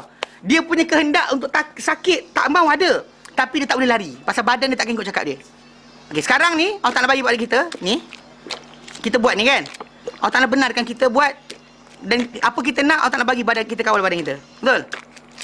Kan ada orang kata dia tak kawal badan dia. Itu sebab kenapa kita berdosa. Kalau ni tak boleh kawal, kita tak boleh berdosa. Sebab apa? Kita kehendak kita buat. Contoh macam kita lempang orang. Maksudnya kita bertanggungjawab di atas tangan kita. Bukan, ini ketentuan Allah Subhanahu Wa Taala. Jangan. Jangan buat pasal. Tak kena, tak ada pasal nanti. Pasal dari segi akidahnya kita bertanggungjawab. Sebab apa? Sebab ini dibenarkan kita buat. Dia bagi pada kita kemampuan untuk kawal ni. Tapi ada pada badan kita, saya kata dengan dia, ada benda kita tak boleh kawal. Contoh macam pembesaran sel. Macam orang kena kanser. Sel macam orang, alah tak lalat. Tak lalat tu kanser. Tahu tak? Semua tak tahu. Tak lalat tu kanser. Pigmentation tak betul ke dan sebagainya. Kita kata sel berbesar lebih daripada sepatutnya. Ketumbit dan sebagainya kan, ada ketumbit kan. Ketumbit tu adalah di antara benda yang bentuk di mana pembesaran sel tu melampau daripada sepatutnya sampai jadi luar daripada tabi'i. Okey, sekarang ni saya katakan dia ada kita kawal tak dikawal. Lepas tu dia ingatkan saya nak cakap berkenaan dengan tajuk perubatan. Oh, perubatan mudah je. Mana maksudnya kita sakit, kita suruh dia kun fayakun sihat. Saya kata bukan perubatan. Dia kata okay, kalau bukan perubatan apa benda? Okay, contoh macam inilah saya kata. Pada badan kita ni ada benda kita boleh kawal, benda tak boleh kawal. Pasal dah sebut tadi kata, kalau kita kata dia kun fayakun, saya kata dengan dia, boleh tak abang berhentikan misai abang tubuh? Kan tiap bulan kena trim. Bulu ketiak kan, letih nak cabut. Kan, betul tak? Kalau kita extend lagi, kulit berkedut. Kun fayakun, tegang. Kan, rambut hitam, putih jadi hitam. Kun fayakun. Saya kata boleh tak? Dia senyap habis. Tak cakap apa. So benda ni luar kawalan. Luar kawalan kita. Macam yang Ibrahim kata pada raja tu, fa inna Allah ya'ti bisyamsi minal masyriqi fa'ti biha minal maghrib. Kalau kau Tuhan lah, kalau kau Tuhan. Mana kalau kau Tuhan, dan buat. Jadi masa tu kita kalau jumpa orang macam ni, jangan minta dia makan kaca, dia akan makan. Jangan minta makan kaca, jangan minta letak besi panas kat lidah, dia akan buat. Dulu kan ada apa cakra padat, cakra alam. Kan ada kan lu dia buat. Pertunjukkan dia ni besi panas tu kat lidah. Kemudian kunyah tu pegang mentol bercahaya. Tak tahu nak buat apa. Bukanlah cerita dia pergi apa bila orang blackout dia pegang lampu tu nyala, tak je pun. Tapi dia jadi macam apa? Macam ni aura, ini aura dan sebagainya. Mengarut je. Kan kita ni manusia, kita kawan Tuhan. Mana kita lemah, sakit, penat, letih, itu biasa. Mana ubatilah kita benda tu dengan pemakanan atau senaman. Dengan berdoa kepada Allah Ta'ala, minta supaya dihilangkan penyakit. Bukannya kita pergi kononnya aura ni macam nak ni. Sedut daripada dinding, sedut dari pokok, nak pakai, jangan. Ngarut. Kita bukannya Tuhan. Kena faham macam tu. Jadi raja tadi mungkin dia tak pernah sakit. Macam Fir'aun contohnya. Dia kata apa? An rabbukumul a'la, aku Tuhan kamu tertinggi. Sebab dia tak pernah sakit. Not once. Dia kata dia bersin, kalau para ulama kata dia bersin 3 kali je. Dia ada para tabi'in kata pernah bersin 3 kali. 3 times je. In his life, whole life, hacum 3 kali. Hacum 3 kali lah dia. Lain tak pernah. So bila tak pernah sakit ni orang akan apa? Dia akan jadi rasanya aku lain daripada korang, dia kata. So jadi benda ni menyebabkan masalah. So jadi kalau kita jumpa orang macam tu, tengok macam Ibrahim jawab. Macam saya kata dengan orang tu kan, saya teringat kisah ni lah. Pasal benda tak boleh kawal. Masa matahari tak boleh kawal kan. So sel badan manusia tak boleh kawal. Kalau dia kata kun fayakun, kalau betul saya kata abang kenal Allah Ta'ala dan boleh kun fayakun, saya kata stop kan. Misal jangan panjang, kuku berhenti. Allah Ta'ala dah tunjukkan benda berkenaan dalam Quran Karim. Bila berkisah Ashabul Kahfi. Ashabul Kahfi bila mana mereka bangkit dari tidur. Kalau tak nak kata apa, qala wa kadzalika ba'athnahum liyatasaalu bainahum. Demikian akan bangkitkan mereka dari tidur mereka supaya mereka saling bertanya satu sama lain. Qala qailun minhum, salah seorang berkata di kalangan mereka, kam labistum, korang tidur berapa lama? Apa jawapan dia? Yang mana tak hafal kot. Okey, kalau hafal alhamdulillah. Qalu labisna yauman au ba'da yaum. Mereka berkata, kita tidur ni kan sehari atau separuh hari. Bila sehari separuh hari, sedangkan mereka tidur 300 tahun lebih, maksud dia apa? Kuku mereka panjang ke? Misai mereka panjang ke? Pasti tak panjang lah. Itu sebab kenapa yang dikir bila ada orang kata macam kuku mereka panjang. Bila mereka keluar dengan pasar, orang terkejut. Siapakah mereka ini? Kan? Salah tahu tak? Sebab apa? Konsep tadi pasal mereka pandang macam ni. Kalau saya tengok kawan kita kan, kan tak jumpa berbulan kan, tengok, buban dah kau. Kan? Kita start macam tu kan? Ada orang kadang-kadang kawan kita lama tak jumpa, tengok muka, tua lah. Atau kita lama keluar dengan dia, tengok balik-balik rumah, tengok adik-beradik kita. Dulu kita tinggalkan masih hitam rambut, sekarang tak ada rambut langsung. Kan? Contohnya kan? Jadi konsep dia kita faham dah masa berlalu lama. Tapi kalau dia kata tengok muka macam tu juga, maksud dia tak berubah lah. Mana kun fayakun, Allah Ta'ala kun fayakun mereka tu tidur dan tidak berubah satu benda pun pada diri mereka. Tak berubah. Dan maka bila mereka jaga-jaga boleh kata apa? Kita tidur sehari atau setengah hari. Maksudnya kita betul lapar nak makan. Itu yang dia bagi duit kan. Bahkan Allah Ta'ala sebut duit perak tu. Maka para ulama jumhur para ulama menyatakan mereka dikenali dengan duit yang mereka bawa. Disebut dalam tu berkenaan dengan apa? Bi warakikum hadhihi ilal Madinah. Benar pergilah seorang dengan duit perak kamu ni ke dalam pekan, belikan makanan dan sebagainya. So jadi secara asasnya kun fayakun tu boleh. Jadi tu sebab saya tanya dengan abang. Dia senyap, tak jawab. Senyap. Dia saya kata boleh tak kun fayakun stop benda tu? Kan dah kedut-kedut kan, nampak macam tua sikit tu, saya kata kun fayakun luruskan balik. Dia diam, dia pandang kiri, dia pandang kanan. Pandang kiri, pandang kanan, last sekali dia diam kan. Atau bypass dia kesian tengok takut. Dia bukan budak. Umur 50 plus waktu saya jumpa tu. Mana orang tua lah, bukan budak muda. Jadi bila kita cakap macam tu kan, kita macam memang memalukan dia lah. Kalau dia kata ramai orang kat situ memang lagi malu lah dia. Tapi Abang Ipar saya dia pusing kan supaya tak nak malukan dia. Lepas tu dia cakap lagi. Ada soalan ketiga, keempat saya tanya macam-macam benda. Tapi cerita dia semua tak ada jawab. Semua tak ada jawab. Tapi cerita dia itulah, kita kata hujah yang macam Ibrahim letakkan kepada tu, itu benda tak boleh kawal. Kalau orang tu nak mengaku dia Tuhan dan sebagainya, Cik Ayapan dan sebagainya, dia kata orang tu bangun, dia minta benda miracle tu, yang minta benda macam tu. Jangan minta benda macam tu. Minta benda yang dekat badan dia tak boleh buat. Yang benda yang bukan bawah kawalan dia. Benda macam ni kita kata sihir boleh datang. Kalau kita minta dia nak makan pisau ke, makan kaca, dia buat. Jangan buat sekali minta benda macam tu. Minta bakar api, dia ambil lighter, dia bakar macam tu. Tak perlu kita tengok muka dia. Kita kata, biar benar, kebal rupanya kan. Kita takut. Orang macam ni biasa belajar sihir. Dia akan tunjukkan sihir depan kita. So, jaga-jaga. Kalau jumpa orang macam ni, jangan minta benda yang dia boleh ada possibility buat. Yang macam tak boleh macam ni, tak boleh possibility. Tak bukan boleh buat. Rambut putih lah. Kalau kau buat lah macam mana pun, sembahyang hajat, macam tu lah colour dia. Mana ada orang buat sembahyang hajat untuk muda balik? Betul tak? Kan ada orang buat? Kau buat tak senonoh yang buat. Okey. Jadi apa? Fabuhital ladzi kafar. Lalu Ibrahim hujah dengan benda tu, maka diamlah orang yang senyap tu, orang yang kafir. Wallahu la yahdil qaumal zalimin. Dan Allah Taala tidak memberi hidayah pada kaum yang zalim. Lepas tu Allah terangkan contoh hujah lain Allah Taala beri berkenaan dengan keimanan tadi. Au kalladzi marra ala qaryatin wa hiya khawiyatun ala urusha. Ataupun seperti orang yang melintas di sebuah satu kampung. Dalam keadaan kampung tu runtuh, roboh semua sekali bangunan dia. Tak ada apa benda yang tinggal di situ. Lepas tu dia kata apa? Qala anna yuhyi hadhihi Allahu ba'da mautiha. Dia kata bagaimana kalau Allah Taala boleh hidupkan balik kampung setelah dia mati? Lepas tu Allah Taala pun matikan dia. Lepas tu Allah Taala hidupkan dia balik lepas 100 tahun. So ni kisah yang ke berapa? Tiga. Ketiga. Okey, itu contoh dia. Dan dia kata maksud dia yang tu semual. Betul kan, Dek? Semual pula. Semula. Okey. Tak perasan. Dia ni typo tak error. Semual. Kalau dia naik merah saya boleh betulkan. Dia tak naik merah macam ni kan. Naik merah ni. Saya nampaklah soal tulisan tu tak ada. Ni semual macam mana? Okey, betul kan, Dek? Semula, bukan semual. Lalu Allah Taala telah matikannya 100 tahun dan kemudian Allah Taala bangkitkan semula selepas itu Dan dia ni para ulama tafsir menyatakan nama dia Uzair. Bahkan sebahagian orang-orang Yahudi menyembah dia. Sebab dia datang balik kepada kampung tadi, dia dan yang kenal dia dalam kisah tu kalau kita sampai ni insya-Allah adalah salah seorang budak yang ketika mana dia tinggalkan tu, budak tu dalam umur 5 tahun. Mungkin budak tu dalam umur 105 tahun. Ketika datang dia jumpa tu kan, budak tu kata nak tengok dia ni ubat mata budak tu yang dah tua, ini nenek. Dia kata betul lah ini Uzair, dia kata. Budak tu kenal dia. Jadi mengiyakan dia ni Uzair yang dahulunya 100 tahun diingatkan telah tak ada lagi. Tapi rupanya Allah Taala matikan, kemudian Allah Taala hidupkan semula. Okey, itu kisah dia. Itu kisah keempat. Sesudah itu kisah Ibrahim dengan penghidupan burung-burung. Okey. Mana itu yang kisah Ibrahim AS, dan itu sambungan pada kisah tadilah.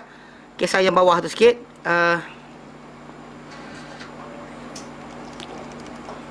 Dalam ayat yang ke 260. Itu yang Allah Taala suruh ni. Ada sebutlah burung tu apa, ada kata merak lah, helang lah, gagak lah, ayam lah. Itu semua tak tahu. Kita tahu burung tu burung apa. Tapi yang pentingnya Ibrahim AS minta Allah Taala tunjukkan kepada baginda berkenaan dengan penghidupan yang telah mati, benda telah mati. Dan lepas itu Allah Taala tunjuk pada dia, dan Allah Taala suruh dia ambil binatang 4 ekor, burung 4 ekor jenis burung. Kemudian disuruh dia cincang-cincang burung tadi, hancurkan, kemudian letak di atas 4 bukit, kemudian seru, panggil. Burung tu datang, hidup balik depan mata dia. Jadi Allah Taala tunjuk kepada dia benda tu. Jadi dan itu 4 kisah yang dalam ayat-ayat tadi. Dan di sini dan kisah Al-Baqarah ni yang 67 sampai 74 ni, di sini kisah apa? Penghidupan orang yang telah dibunuh. So 5 kisah. 5 kisah berkenaan dengan orang mati hidup balik. Dan surah lain tak ada macam ni. Atau makhluk mati hidup balik. Dan kisah yang Ibrahim tu binatang burung lah. Dalam kisah yang tadi, kisah sebelum dia yang ayat 269 tu,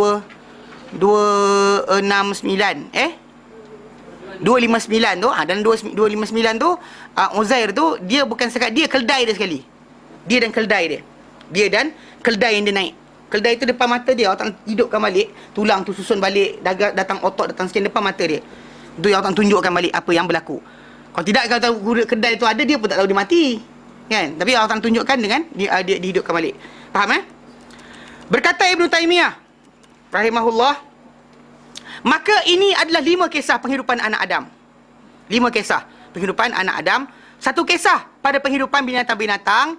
1 kisah pada pengkalan makanan dan minuman. 1 kisah berkenaan penghidupan burung-burung. Penghidupan burung-burung.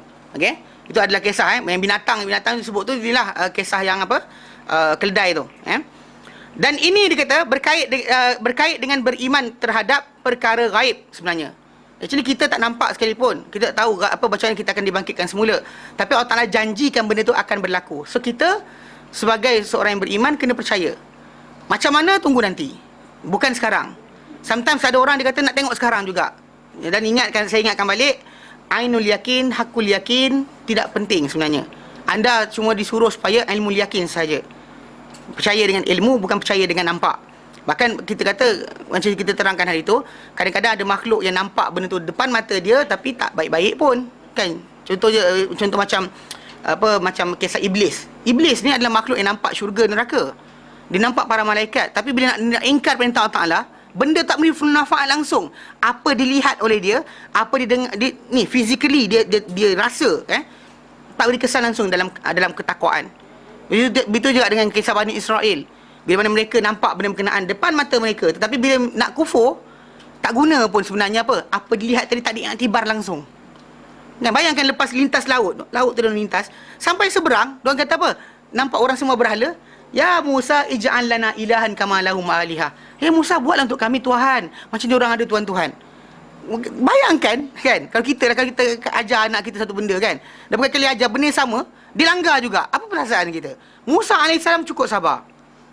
Kalau kita rasanya lama dah kita doa minta tenggelam kan ikut kita macam tu kan, lama minta tenggelam masuk dalam tanah. Dan Musa AS sabar, cukup sabar kan. Itu yang dari kes berkenaan dengan dia tinggalkan 30 hari, lewat 10 hari je, balik tengok tengah patung anak lembu. Apa perasaan dia?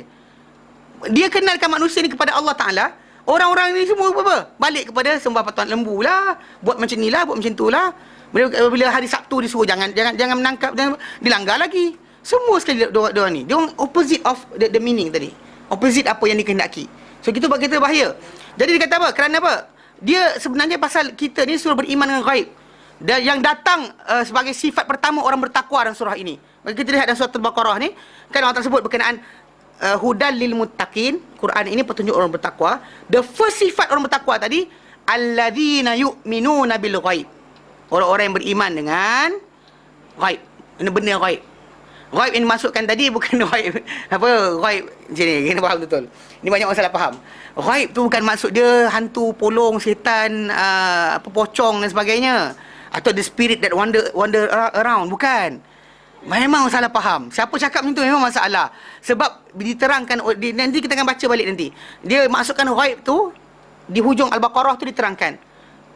Kullun, semua rasul dan juga orang beriman ni amana billah wa malaikatihi wa kutubihi wa rusulihi. Ini 4 ni. Mana berkaitan dengan konseling ini sebenarnya.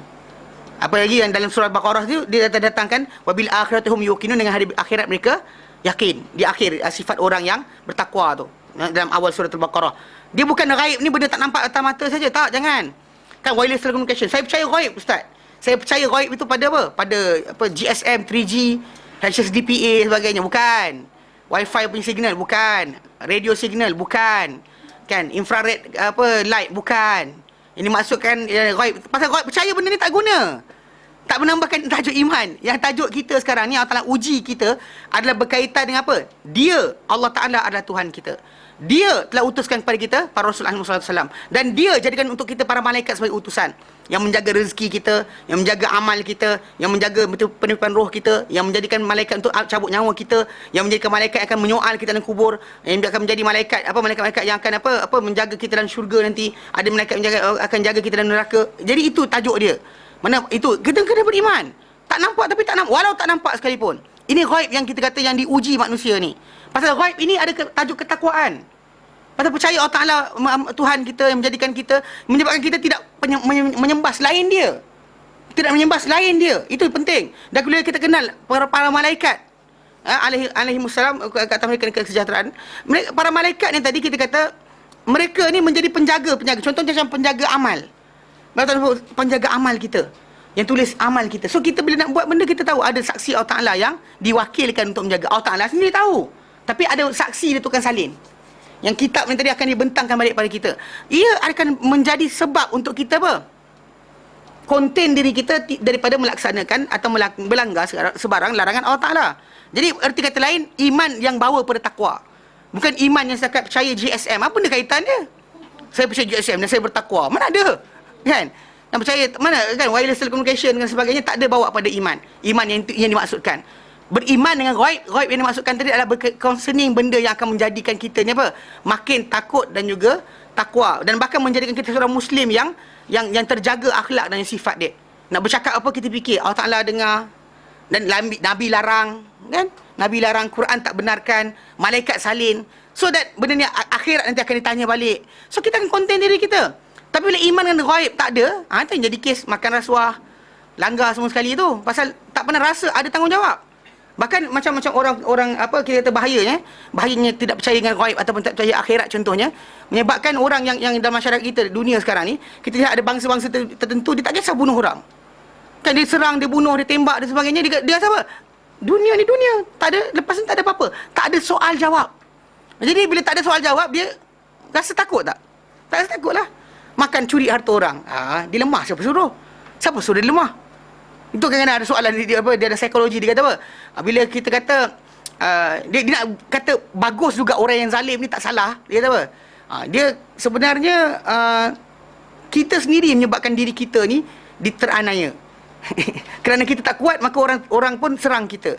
Sepatutnya kita tak salahkan orang tu, kerana kita nampak macam memperdagangkan diri kita untuk diserang. Ini dia sebut dengan negara. Ada dalam psikologi barat, dia fikir macam tu. Mana salah negara-negara tadi tak ada kekuatan kerana tak boleh pertahan diri sendiri. Siapa suruh dia kata? Cakap macam tu. Memang saya kata macam ini masalah, ni psikologi manusia yang salah. Ni kena perhatikan balik. Kerana dalam Islam, orang tu lemah ke, dia tak erti jaga diri ke, anda tak boleh zalimi dia. Habis cerita. Walaupun kita kata dia tak tahu pun dia kena tipu. Walau dia tak tahu kena tipu sekalipun. Kalau tidak, masakan Nabi SAW, bila Nabi masang muka kepada apa? Berkerut dahi kepada Abdullah ibnu Ummi Maktum. Kan orang tu buta. Mana dia nampak Nabi buat apa? Kan Nabi ejek dia pun kan. Mana dia nampak? Waktu dia datang jumpa, goyang Nabi tengah berdakwah tu, dia goyang badan kan. Dia tangkap Nabi badan, dia kata, "Alimni mimma allamakallah." Ajarkan aku daripada benda Allah Taala ajar engkau. Nabi tertoleh dan terkerut dahi, termasam muka kepada dia. Dia tak nampak pun. Tapi benda tu consider si Allah Taala adalah salah. Allah Taala tegur Nabi. Menunjukkan bahawa apa? Kalau orang tu kita tipu, dia tak tahu pun, dalam Islam apa? Kena. Sebab apa? Sebab ada apa? Pengadilan. Allah Ta'ala tak kira masalah orang tu tahu pun dituntut. Orang tu tak tahu pun, tetap kita akan kena. Sebab kita bertanggungjawab di atas apa? Pergerakan dan juga apa? Tangan kita, lafaz mulut kita, langkah kaki kita, penglihatan mata kita. Kan kita tengok tanpa orang nampak. Walaupun sekalipun. Kita tak bertanggungjawab ke atas diri kita. So ini iman macam ni yang dimaksudkan. Itu iman dengan ghaib yang dimaksudkan, yang kita tahu yang akan menjadi manusia ni konten diri dia daripada melakukan kesalahan. Itulah dia iman yang dimaksudkan. Ya. Kenapa? Kerana dia kata beriman dengan ghaib ni, terhadap perkara ghaib ini yang datang pada sebagai sifat pertama bagi orang bertakwa dalam surah ini. Itu dalam Al-Baqarah ayat yang kedua kan, ketiga, dan dia datang dengan alladzina yu'minuna bil ghaib, orang yang beriman dengan ghaib. Serta berkait juga dengan perbincangan mengenai Bani Israel yang mereka ini mencurahkan keprihatinan mereka kepada benda-benda material. Pasal mereka dapat banyak benda material kan, bila nak lintas laut terbelah. Kan material, physically. Bukannya benda tu datang dengan apa, Firaun tak depan mata mereka. Nak makanan dari langit, turun makanan dari langit. Nak minum air kan, batu tu bukan suruh dong gali. Umat Islam lain kena gali. Nabi SAW suruh para sahabat beli telaga.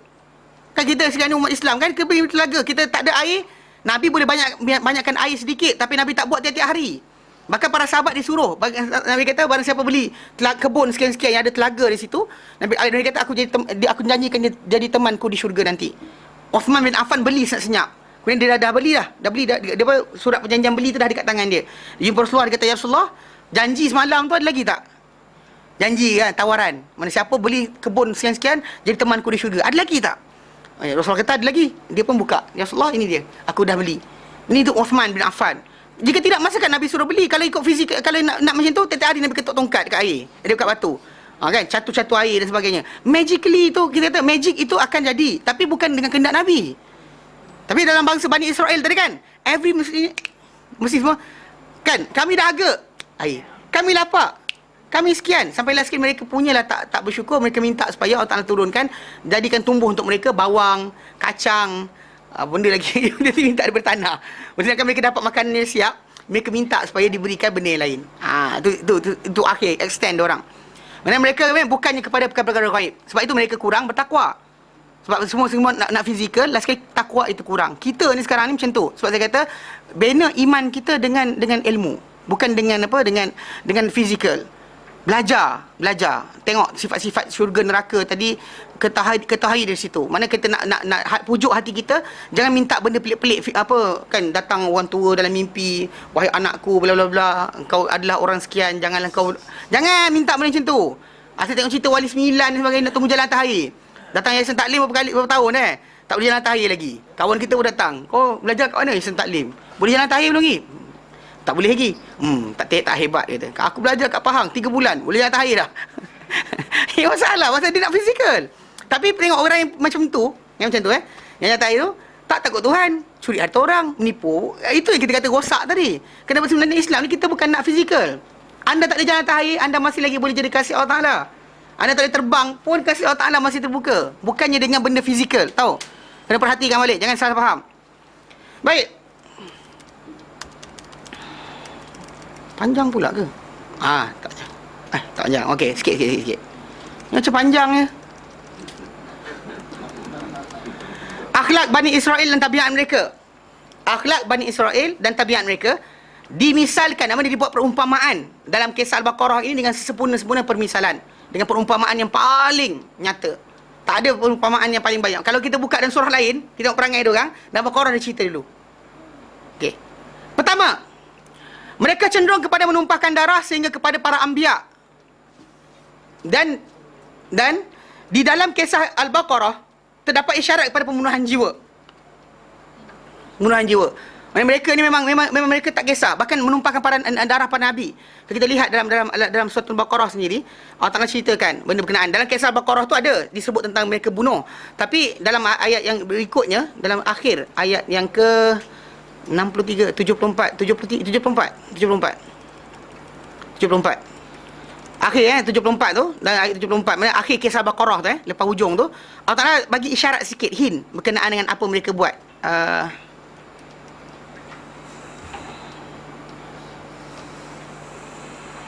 Bukanlah bukan ayat tu. Mana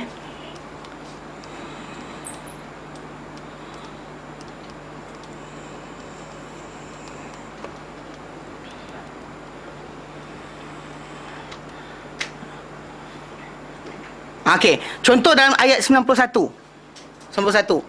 Bila Allah Taala nyatakan pada Rasulullah sallallahu wa idza qila lahum, bila kamu kata pada mereka, pada Bani Israel ini, aminu bima anzalallah, berimanlah kamu kepada kamu semua kepada apa yang Allah Taala turunkan. Apa Allah Taala turunkan, maka imanlah, percayalah. Lepas tu mereka berkata apa? Qalu, mereka berkata, nu'minu bima unzila alaina, kami beriman dengan apa turun pada kami. Whatever being revealed to us, kami percaya. Wa yakfuruna bima wara'ah, mereka tak percaya apa berikutnya. Sedangkan mereka disuruh percaya dengan apa yang turun, dan lepas tu mereka diambil janji macam tu. Kita tak dapat dah, sebab apa? Muhammad SAW Nabi terakhir. Semua para anbiya sebelum Muhammad SAW diberikan janji, kalau sekiranya Muhammad datang, dia kena percaya. Dan ataupun mana Nabi datang berikut, the first one has to ikut yang baru ni, daripada segi tanggungjawab dan sebagainya. Macam kita Bani Israel kan, mana Nabi Isa datang, so jadi apa saja syariat Musa AS kena ikut pada Isa pula. Dia tak boleh ikut Musa dah. Faham tak? Jadi konsep dia macam tu.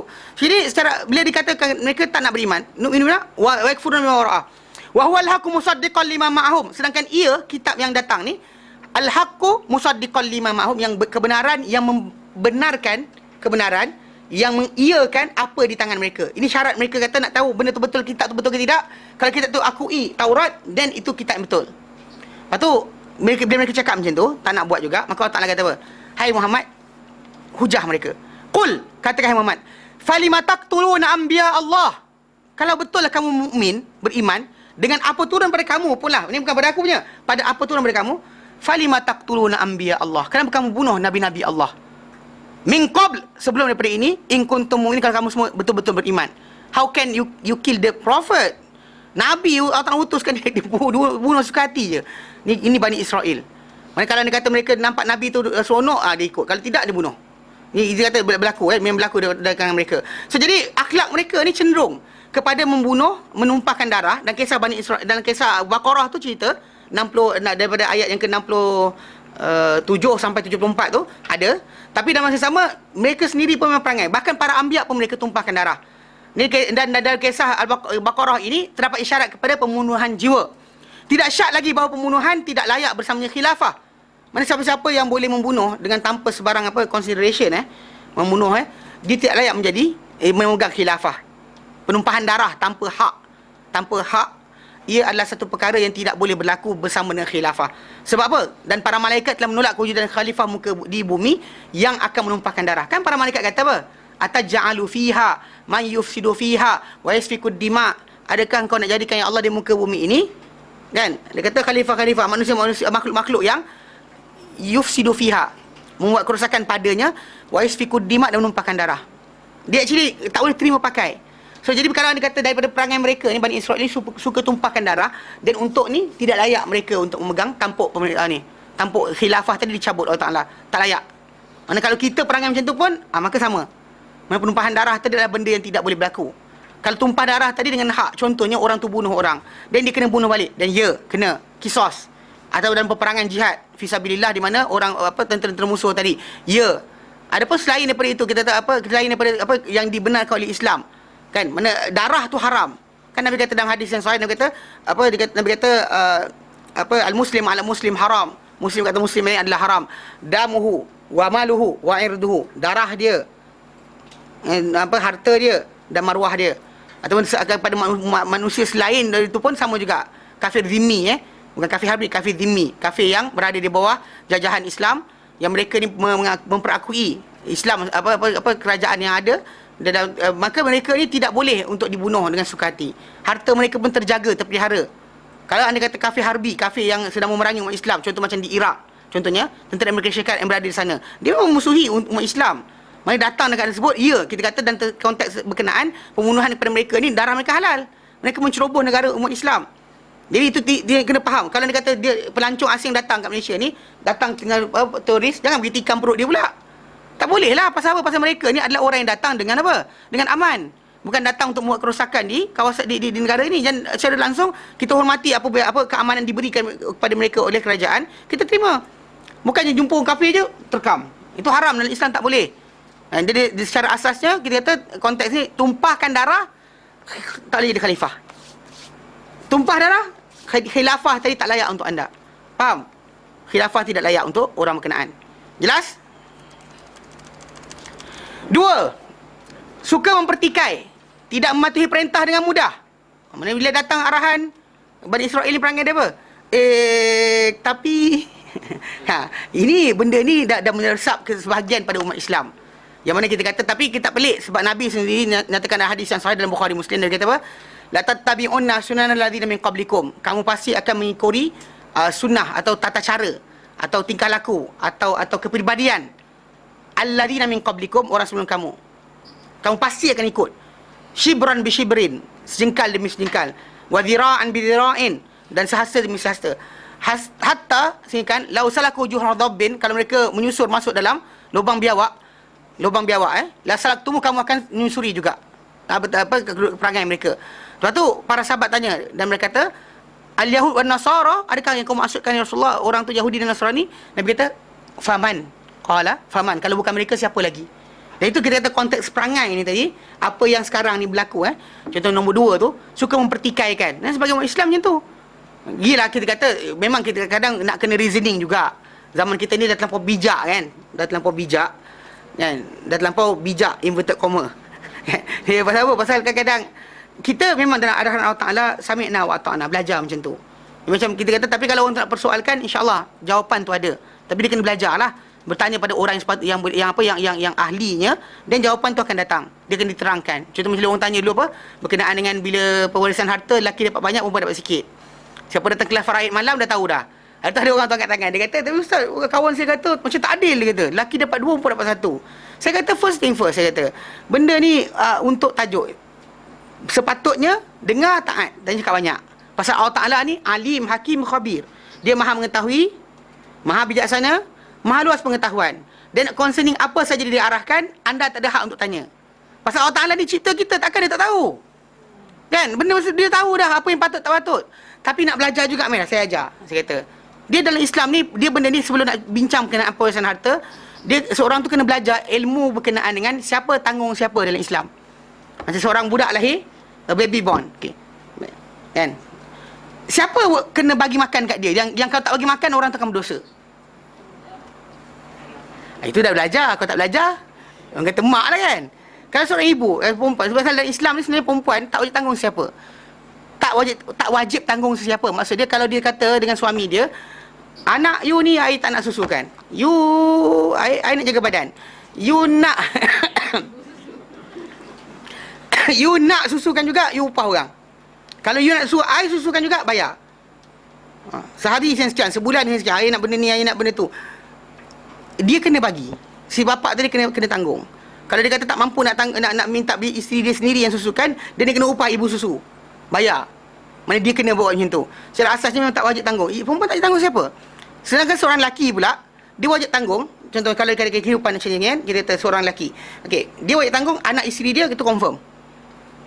Mak bapak dia, kalau mak bapak dia miskin, kalau ada harta dan sebagainya, tak payah tanggung, tak apalah. Tapi kalau miskin, dan wajib tanggung. Wajib tanggung. Adik-beradik dia, lelaki atau perempuan, lelaki atau perempuan yang miskin, wajib tanggung. Bapak saudara, adik-beradik bapak dia yang miskin. Sebab tuan-tuan pernah dengar cerita kan, Nabi ambil Ali tinggal dengan keluarga Rasulullah kan. Rasulullah ambil Ali. Kenapa? Sebab Abu Talib miskin. Abu Talib miskin. Lepas tu Jaafar diambil oleh Hamzah. Hamzah bela Jaafar, Nabi ambil Ali. Pasal nak ringankan. Tu bapak saudara dia. Ni wajib, bukan sunat. Wajib. Okey, lepas tu anak bapak saudara, sepupu dia.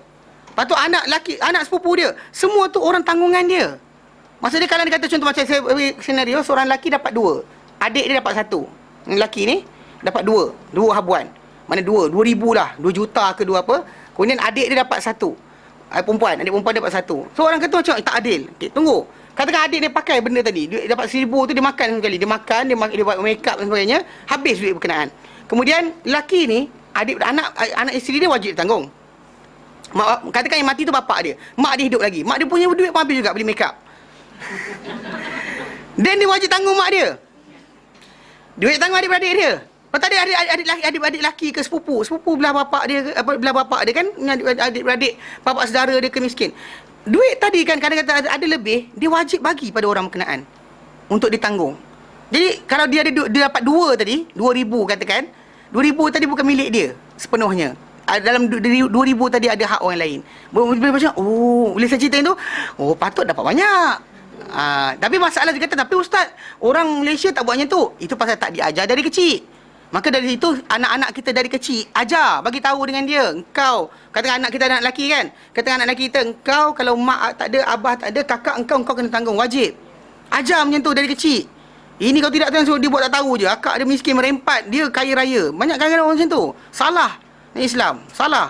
Perempuan tak ada, lelaki. Tak tunjuk yang perempuan tu, kau kalau tak ada mak jaga. Perempuan tak payah. Perempuan tanpa disuruh pun dia akan buat. Tanpa wajib pun dia punya belas kasihan lebih besar. Dah kahwin atas tanggungan suami lah. Tapi kalau ada perempuan dia bercerai, tak ada siapa tanggung balik, automatik balik pada adik-beradik lelaki dia. Dah kahwin susah, actually kena dia tanggung. Kalau dia tanggung, mana suami dia tak dapat tanggung kan, dan dia kena tanggung lah adik dia, bagi belanja dan sebagainya. Atau dia kayakan adik dia, suami adik dia miskin, tak ada masalah. Dia bagi harta pada adik dia, tak ada masalah. Mana suami tak boleh tanggung kan, dia tolong tanggungkan, tak ada masalah. Itu kena faham, dalam Islam ni konteks ni besar. Jadi kalau kita belajar benda ni, then only lepas tu bila dengar sebut lelaki 2 perempuan 1, tak ada masalah, hati lapang. Ni tak dengar macam ni, macam apa hal dapat banyak. kan? Ikutkan aku lagi banyak basuh pinggan, kan? Aku basuh baju, kan? Mak sakit aku tolong. Tapi bila kita belajar balik, oh kita tahu, oh salah. Faham? Ya, baik. Mereka telah mempertikaikan Musa mengenai urusan Baqarah lebih daripada sekali, bukan sekali, 3 kali. Dan memperolokkan terhadap baginda, serta kesimpulan kata-kata mereka adalah menisbahkan Musa ni kepada apa? Kejahilan. Atattakhizuna huzwa. Dia tanya sebut yang tu. Jadi kita kata secara asasnya ini perangai yang asas pada Bani Israel, yang contoh diberi kat sini. Kita buka surah lain masih lagi ada persamaan. Jelas? Jelas? Nanti kita sambung lagi insya-Allah. Ada soalan? Siapa yang tak ada benda kerja lain lepas ni, yang penting lah, yang penting kerja semua ni kerja. Okey, kuliah khas apa itu bahaya Islam liberal dan pengaruhnya di Malaysia oleh Dr. Azmil Hashim, Ketua Jabatan di Jabatan Pengajian Islam UPSI. Jadi siapa-siapa yang ada masa kelapangan, tak ada benda yang penting, maka tunggu dan juga penuhkan masa dengan pelajaran insya-Allah, supaya kita diberikan keampunan oleh Allah Taala dengan menghadiri kelas agama. Dan esok insya-Allah kuliah khas Ahad 14 April jam 3 petang, Beware of Dajjal, The Imposter, oleh Syekh Yunus Qatrada, yang kita sampaikan dalam bahasa Inggeris. Siapa rasa Inggeris the best datang. Siapa dah tak faham jangan marah. Okey, siapa-siapa yang ada masa kosong datang. Kan jangan habiskan masa tengok cerita Tamil. Memang betul ada cerita Tamil TV 2. Besok hari Sabtu, hari Ahad. Saya dapat tahu sebab apa? Kira macam ni. Saya pergi ke Kelantan. Tu on the way nak balik kan, daripada tunggu petang airport Abang saya nombor 6 dekat Kelantan. Saya pergi singgah rumah dia. Sekali petang tu sambil nunggu nak pergi ke airport tu. Tu dia televisyen tu buka cerita apa? Cerita Tamil. Daripada awal start cerita tu sampai hujung cerita. Dia bertumbuk je kan. Dia kata tumbuk. Betul abang saya pun kan? Jadi saya sama sekali lekat kepala saya. Mana rupanya 2 petang sampai ni hari Ahad, TV 2 ada cerita Tamil. Jadi tak payahlah datang tengok cerita Tamil, tengoklah ni. Kan? Okey, baik. Wallahu a'lam. Wa sallallahu ala sayyidina Muhammad wa sallamul alamin. Subhanaka anta astaghfiruka wa atubu ilaik. Assalamualaikum warahmatullahi taala wabarakatuh.